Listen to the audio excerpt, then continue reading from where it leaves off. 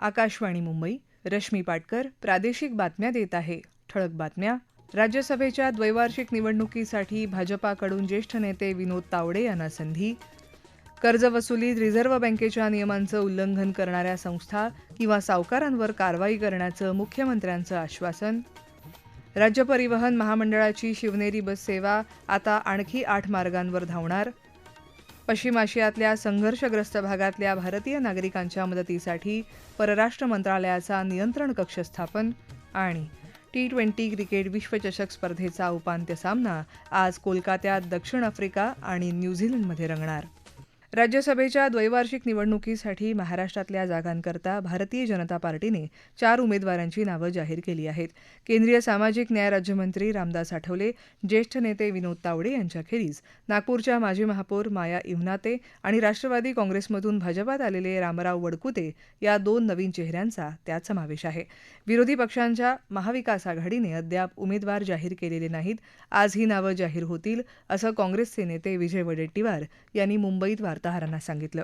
बँका किंवा बिगर बँक वित्तीय संस्थांना कर्जपुरवठा प्रक्रियेत रिझर्व्ह बँकेने घालून दिलेल्या नियमांचं पालन करणं आवश्यक आहे. रिझर्व्ह बँकेनं घालून दिलेल्या पेक्षा जास्त व्याजदर लावणाऱ्या किंवा इतर नियमांचं उल्लंघन करणाऱ्या संस्था किंवा सावकारांचे परवाने रद्द केले जातील, असं मुख्यमंत्री देवेंद्र फडणवीस यांनी विधान परिषदेत एका प्रश्नाच्या उत्तरात सांगितलं. अवैध सावकाराचे तर त्यांनी दिलेले कर्ज आहेत ते अवैधच आहेत. जो लायसन्स्ड सावकारी करतो आहे त्यांनीही नियमापेक्षा जास्त त्या ठिकाणी जर वसुली केली असेल किंवा जो काही आपला व्याजाचा दर ठरलेला आहे, दामदुपटीचे जे काही नियम आहेत, या सगळ्या नियमांच्या विपरीत जाऊन कोणावर कर्ज लादलं असेल त्यांनीही तक्रार करावी. त्या ठिकाणी त्यांना पूर्ण रिलीफ देऊ आणि अशा प्रकारे चुकीचं जर काम कोणी करत असेल तर त्यांचा सावकारीचा लायसन्स देखील रद्द होईल आणि फौजदारी कारवाई देखील त्या ठिकाणी करण्यात येईल. कर्ज फेडण्यासाठी शेतकऱ्यांना किडनी विकायला लागल्याचा तसंच शेतकऱ्यांकडून कर्ज वसुली करताना अत्याचार होत असल्याचा मुद्दा काँग्रेसचे भाई जगताप आणि राष्ट्रवादी काँग्रेस शरदचंद्र पवार पक्षाचे शशिकांत शिंदे यांनी उपस्थित केला होता. नागपूरमधल्या SBM कंपनीत स्फोट होऊन 20 कामगारांचा मृत्यू झाल्याचा मुद्दा आज विधानसभेत काँग्रेसचे आमदार विजय वडेट्टीवार यांनी स्थगन प्रस्तावाद्वारे उपस्थित केला. नागपूर जिल्ह्यात स्फोटकांचे 11 कारखाने आहेत. गेल्या 3 वर्षात 43 कामगारांचा मृत्यू झाला आहे. ही अतिशय गंभीर बाब असून यावर अद्याप कुणावरही कारवाई झालेली नाही, असा आरोप वडेट्टीवार यांनी केला. अशा प्रकारच्या घटना थांबवण्यासाठी कोणतीही पावलं उचलली गेली नाहीत, अशी टीका करत वडेट्टीवार यांनी या कंपनीचं ऑडिट करण्याची मागणी केली. वडेट्टीवार यांनी उपस्थित केलेला मुद्दा अतिशय गंभीर असून शुक्रवारच्या आत सभागृहात यावर चर्चा केली जाईल, असं विधानसभा अध्यक्ष राहुल नार्वेकर यांनी सांगितलं. महामार्गांप्रमाणेच राज्यातल्या सर्व पाणंद रस्त्यांना सांकेतांक दिला जाणार असून आतापर्यंत 97,564 रस्त्यांना असा क्रमांक दिल्याची माहिती महसूल मंत्री चंद्रशेखर बावनकुळे यांनी विधानसभेत प्रश्नोत्तराच्या तासात दिली. पाणंद रस्त्यांच्या सीमा आखून त्यांची नोंद सातबाऱ्यावर घ्यायचा निर्णय सरकारनं घेतला आहे.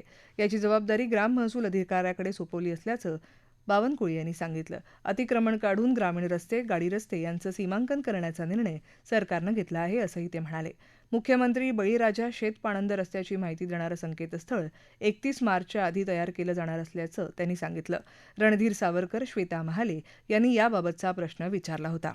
बांबू लागवड आणि वापराला प्रोत्साहन देण्यासाठी अटल बांबू समृद्धी योजना सरकार राबवत असून बांबू लागवडीसाठी 1 हेक्टरसाठी 7 लाख रुपये अनुदान दिलं जातं, अशी माहिती वनमंत्री गणेश नाईक यांनी विधानसभेत दिली. चेतन तुपे, शेखर निकम, नाना पटोले, किशोर जोरगेवार यांनी उपस्थित केलेल्या लक्षवेधीला ते उत्तर देत होते. बांबू लागवडीला प्रोत्साहन देण्यासाठी सरकार विविध योजना राबवतं. यानुसार बांबू मंडळाच्या माध्यमातून खेळणी तयार करण्याची योजना राबवली जाते. 1 हेक्टर लागवडीसाठी 500 रोपं दिली जातात. 2 हेक्टरपर्यंत लागवडीसाठी टिश्यू कल्चरची रोपं दिली जातात, असं नाईक यांनी सांगितलं. बांबूपासून विविध वस्तू तयार करणं हा बुरुड समाजाचा पारंपरिक व्यवसाय आहे. त्यांच्या व्यवसायाला फटका बसला आहे, त्यामुळे त्यांना प्रशिक्षण दिलं जाईल, तसंच त्यांना बांबू उपलब्ध करून देण्याचा प्रयत्न केला जाईल, असं आश्वासन नाईक यांनी दिलं. मुंबई पुणे महामार्गावर धावणाऱ्या आरामदायी सुरक्षित शिवनेरी सेवेचा आता राज्यभर विस्तार करण्याचा राज्य सरकारचा निर्णय असल्याची माहिती आज परिवहन मंत्री आणि एसटी महामंडळाचे अध्यक्ष प्रताप सरनाईक यांनी दिली. त्यासाठी नवीन अत्याधुनिक तंत्रज्ञानयुक्त 200 व्होल्वो बसेस खरेदी करण्याची निविदा प्रक्रिया सुरू आहे. या बस एसटीच्या ताफ्यात दाखल झाल्या की नाशिक पुणे, नाशिक छत्रपती संभाजीनगर, नाशिक जळगाव धुळे, पुणे कोल्हापूर, पुणे सांगली, पुणे सोलापूर, नागपूर चंद्रपूर, नागपूर, अमरावती, अकोला अशा प्रमुख मार्गांवर शिवनेरीची सेवा सुरू होईल अशी माहिती सरनाईक यांनी एका पत्रकाद्वारे दिली आहे. या प्रादेशिक बातम्या आकाशवाणीच्या मुंबई केंद्रावरून देत आहोत. आकाशवाणी मुंबईच्या एअर न्यूज मुंबई या इन्स्टाग्राम पेजवर तुम्हाला दिवसभर महत्त्वाच्या बातम्या वाचता येतील. प्रादेशिक बातमीपत्रात आपलं पुन्हा एकदा स्वागत. पश्चिम आशियातल्या वाढत्या तणावामुळे तिथे राहणाऱ्या भारतीय नागरिकांच्या मदतीसाठी परराष्ट्र मंत्रालयाने नियंत्रण कक्ष स्थापन केला आहे. 1800-118-797 आणि 9111-2301-2113 या क्रमांकांवरून सकाळी 9 ते रात्री 9 वाजेपर्यंत या नियंत्रण कक्षाशी संपर्क साधता येईल. पश्चिम आशियात जवळपास 1 कोटी भारतीय नागरिक राहतात आणि त्यांच्या सुरक्षेला सर्वोच्च प्राधान्य असल्याचं मंत्रालयानं म्हटलं आहे. अमेरिका इराण संघर्षादरम्यान इराणमधल्या भारतीय दूतावासाने तेहरानमधून शेकडो भारतीय विद्यार्थ्यांना सुरक्षित ठिकाणी हलवलं आहे. दरम्यान आखातातला संघर्ष थांबवण्यासाठी वाटाघाटीचा मार्ग स्वीकारावा असं आवाहन भारतानं पुन्हा केलं आहे. पश्चिम आशियातल्या अस्थिरतेचा भारतीय अर्थव्यवस्थेवर परिणाम होऊ शकतो. भारताचे लोक जगभरात कामासाठी विखुरले आहेत. त्यामुळे भारताचा जहाजांवरच्याही हल्ल्यांना विरोध असल्याचं परराष्ट्र व्यवहार मंत्रालयाचे प्रवक्ता रणधीर जयस्वाल यांनी सांगितलं. पश्चिम आशियातल्या युद्धाच्या पार्श्वभूमीवर निर्माण झालेल्या तणावपूर्ण परिस्थितीमुळे आखाती देशातली हवाई सेवा विस्कळीत झाली आहे. अनेक उड्डाणं रद्द करण्यात आली आहेत. परिणामी हजारो लोकांचं मायदेशी परतणं अनिश्चित झालं आहे. अमरावतीमधले 12 जण दुबईत तर 2 जण अबुधाबी इथं अडकले आहेत. अनेक भारतीय नागरिक आणि पर्यटक यांनी देशाच्या दूतावास आणि आपत्कालीन कक्षाशी संपर्क साधून इराण आणि विशेषतः दुबईमधून बाहेर पडण्यासाठी मदत मागितली आहे. पश्चिम आशियातल्या तणावाच्या पार्श्वभूमीवर आज भारतीय शेअर बाजारांमध्ये घसरण झाली. मुंबई शेअर बाजाराचा सेन्सेक्स सुमारे 800 अंकांनी घसरून 79,400च्या आसपास व्यवहार करतो आहे. तर राष्ट्रीय शेअर बाजाराचा निफ्टी सुमारे 300 अंकांनी घसरून 24,600च्या आसपास व्यवहार करतो आहे. T20 क्रिकेट विश्वचषक स्पर्धेतला पहिला उपांत्य सामना आज कोलकात्यात इडन गार्डन्स मैदानावर दक्षिण आफ्रिका आणि न्यूझीलंड दरम्यान रंगणार आहे. सामना संध्याकाळी 7 वाजता सुरू होईल. यंदाच्या स्पर्धेत दक्षिण आफ्रिकेचा संघ आतापर्यंत एकही सामना हरलेला नाही. सरस धावगतीच्या जोरावर पाकिस्तानला मागे टाकत न्यूझीलंडने उपांत्य फेरी गाठली आहे. उपांत्य फेरीत भारताची गाठ उद्या इंग्लंडशी पडेल. हा सामना मुंबईत वानखेडे मैदानावर होईल. हवामान. राज्यातल्या हवामानात सातत्यानं बदल होत असून आता उष्णतेचा प्रभाव अधिक जाणवू लागला आहे. हवामान विभागानं राज्यातल्या काही भागांसाठी उष्ण आणि दमट हवामानाचा येलो अलर्ट जारी केला आहे. नागरिकांनी दुपारच्या वेळेत बाहेर पडताना विशेष काळजी घ्यावी असं आवाहन करण्यात आलं आहे. विदर्भात अकोला इथे देशातल्या उच्चांकी 38.5 सेल्सिअस तापमानाची नोंद झाली. येत्या काही दिवसात तापमान 40 अंशाच्या दिशेनं जाण्याची शक्यता वर्तवली जात आहे.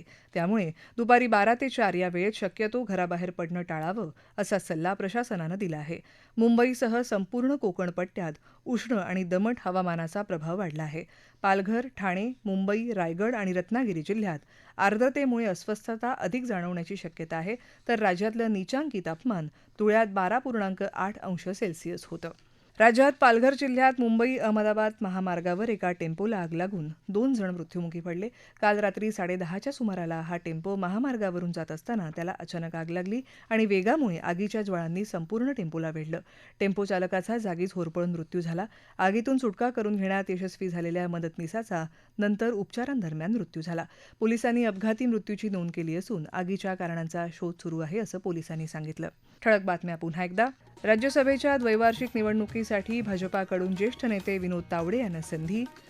कर्जवसुलीत रिझर्व्ह बँकेच्या नियमांचं उल्लंघन करणाऱ्या संस्था किंवा सावकारांवर कारवाई करण्याचं मुख्यमंत्र्यांचं आश्वासन. राज्य परिवहन महामंडळाची शिवनेरी बस सेवा आता आणखी 8 मार्गांवर धावणार.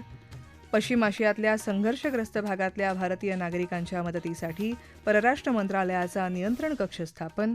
आणि T20 क्रिकेट विश्वचषक स्पर्धेचा उपांत्य सामना आज कोलकात्यात दक्षिण आफ्रिका आणि न्यूझीलंडमध्ये रंगणार. याबरोबरच आकाशवाणी मुंबई केंद्रावरचं हे प्रादेशिक बातमीपत्र संपलं. पुन्हा भेटूया संध्याकाळी 5 वाजता आकाशवाणी मुंबईच्या पुढच्या बातमीपत्रात. नमस्कार.